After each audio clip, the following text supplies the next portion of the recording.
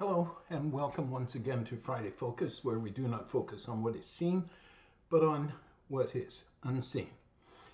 Today is Good Friday, and in keeping with the time of year, the season, the day, Friday Focus is just kind of taking a step back. We're not going to continue with the armor of God like we have been. We will continue that next week. Today, I want to talk to you a little bit about Good Friday. I called today's session, Friday Focus, Good or Indifferent Friday. Today is called Good Friday, but why? There's much speculation as to the source of the word good. According to the BBC Monitor magazine, the earliest known use of the term Good Friday was Good Friday, and it was spelled G-U-O-D-E. And it was found in the South English Legendary, a text from around 1290 A.D. Other sources suggest it's actually a corruption of the phrase God's Friday. Now, the Catholic Encyclopedia, first published in 1907, says that its origins are not clear, adding that in the Greek liturgy, the Good Friday is actually known as the Holy and Great Friday. The Anglo-Saxons called it Long Friday, and it's still referred to as such in modern Danish. Now, reflecting on Good Friday, we're confronted by a day when humanity's creator put on flesh and visited his creation, and they killed him. It wasn't simply murder. They found the most brutal, savage, and despicable way possible to accomplish the gruesome task. According to John's Gospel, they scourged him. We don't use the word scourge very much these days, so permit me to give you some insight into the whipping that Jesus received. There was a team of Mayo Clinic medical experts and along with theologians that have reviewed the ancient Roman practice, and they wrote the following report. They said flogging was a legal preliminary to every Roman execution. Only women and Roman senators or soldiers, except in the cases of desertion, were exempt. The usual instrument was a short whip with several single or braided leather thongs of variable lengths, in which small iron balls or sharp pieces of sheep bones were tied at intervals. For scourging, the man was stripped of his clothing and his hands were tied to an upright post. The back, the buttocks, and the legs were flogged either by two soldiers called lictors or by one who alternated positions. The severity of the scourging depended on the disposition of the lictors and was intended to weaken the victim to a state just short of collapse or death. As the Roman soldiers repeatedly struck the victim's back with full force, the iron balls would cause deep contusions and the leather thongs and sheep bones would cut into the skin and subcutaneous tissues. Then, as the flogging continued, the lacerations would tear into the underlying skeletal muscles and produce quivering ribbons of bleeding flesh. Pain and blood loss generally set the stage for a circulatory shock. The extent of blood loss may well have determined how long the victim would survive on the cross. After the scourging, the soldiers often taunted their victim. Not a pretty picture, is it? And yes, they taunted Jesus as well. They also made a crown of thorns shoved it down upon his head. Have you ever pricked yourself with a thorn? It hurts like blazes, doesn't it? It's believed that the thorn plant used to make the crown of thorns was a plant called Euphorbia mealy. It's a type of rose bush.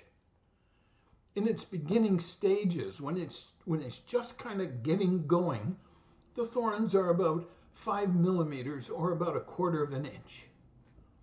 They're very pointed and very sharp.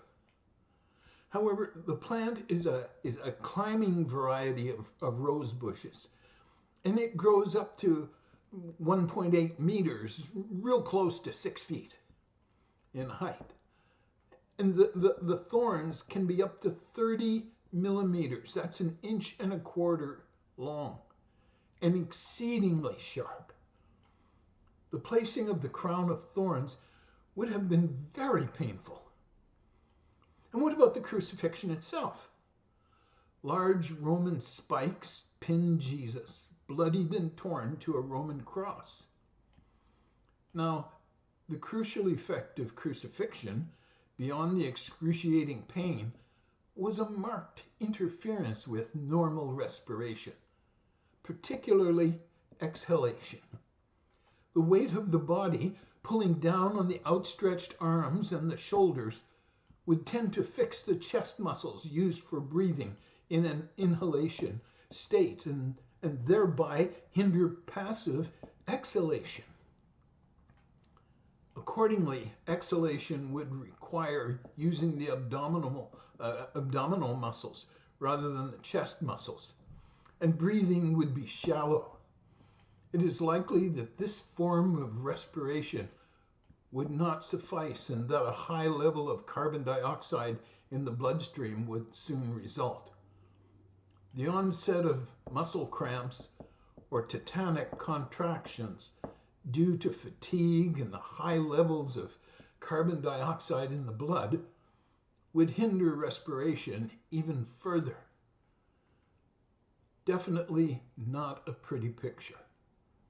So I ask you, what is good about all that took place on that Friday? Reflecting on the wickedness surrounding us, the corruption, the greed, the mass shootings, wars, assaults, addictions, indifference to the needs of the poor, scams, usury, and anguish, and so much more demonstrate that we are a sin-soaked species. Humanity is bathed in sin. We're sin from the inside out. And Scripture affirms it. In Romans chapter 3, verse 23, it says, "For everyone has sinned. We all fall short of God's glorious standard." And then it also reveals sin's results. In Romans 6:23, the first part of that verse says, "The wages of sin is death." So if sin affects us all, death affects us all. And it's not only a physical death. Yes, we all get old, and yes, we all die. But there is a spiritual death. There is a death that keeps us away from God. And the moment you go into eternity, all of a sudden you know, you understand, even as we are known and understood by God. We get that full picture. And we realize that distance between us and God is for eternity. Now, God never intended us to experience sin or death, but sin has earned its wages, and they must be paid. Adam's sin infected every human being that would ever exist. Adam's death gene exists in every one of us, even babies. You don't have to teach babies to be bad. They soon learn that they can throw tantrums and they can get what they want. You don't have to teach them to be bad. You need to teach them to be good.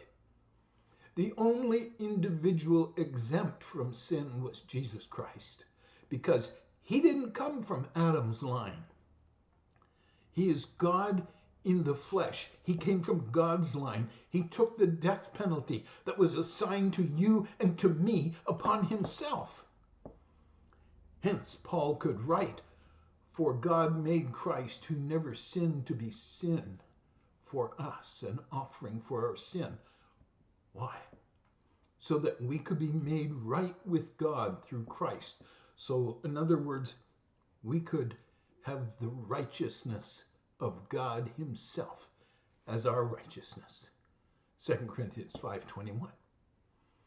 So, when you ask Jesus for forgiveness of your sin, you receive God's righteousness.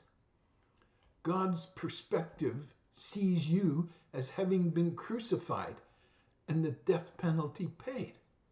That's why Galatians 2:20 says, I have been crucified with Christ and I no longer live, but Christ lives in me. The life I now live in the body, I live by faith in the Son of God who loved me and gave himself for me.